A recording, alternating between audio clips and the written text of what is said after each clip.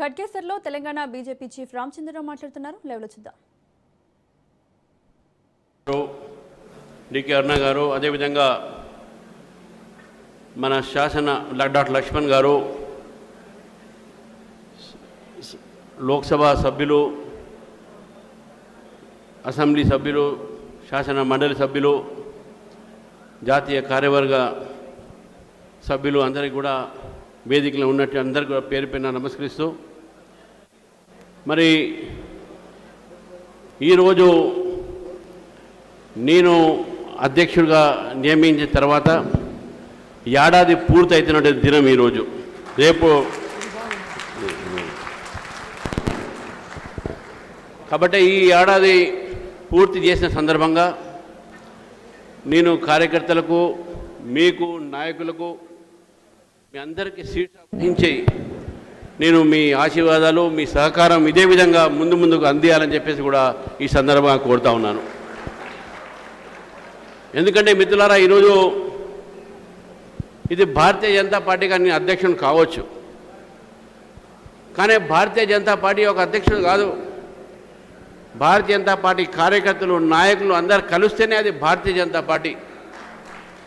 అందుకనే ఈరోజు మనం పనిచేయాల్సిన తీరు కూడా టీం బీజేపీలానే మనం పనిచేయాలి. ఈ టీం బీజేపీ రేపు రాబోయే రోజుల్లో అన్ని కార్యక్రమాల్లో కూడా, అన్ని ఎన్నికల్లో కూడా విజయాన్ని మనము ఏ విధంగా సాధించాలి అని చెప్పేసి కూడా మనం అందరం కూడా కష్టపడి పనిచేసి ఆలోచించాల్సిన విషయం ఉందని చెప్పేసి కూడా మీ అందరూ తెలియజేస్తారు. మిత్రులారా, ఎందుకంటే నితిన్ నవీన్ గారు వారు మాట్లాడతారు కాబట్టి నేను ఎక్కువ విషయాన్ని చెప్పను.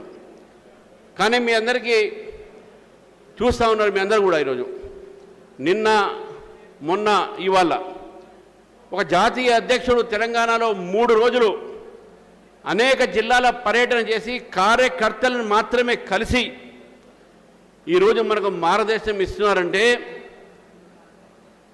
వారు సునీల్ బన్సాల్ గారు, చంద్రశేఖర్ గారు, అభయ్ పాటిల్ గారు వీరందరూ కూడా మనకు మార్గదర్శనం ఇస్తున్నారంటే, మహారాష్ట్ర నుంచి ఆశీష్ శల్లార్ గారు, అదేవిధంగా రేఖా శర్మ గారు, రాజ్యసభ సభ్యులు వీరందరూ కూడా మన మధ్యన ఉన్నానంటే భారతీయ జనతా పార్టీ తెలంగాణని ఎంత సీరియస్గా తీసుకున్న విషయాన్ని మనం గుర్తించాల్సిన అవసరం ఉన్నది. మిత్రులు,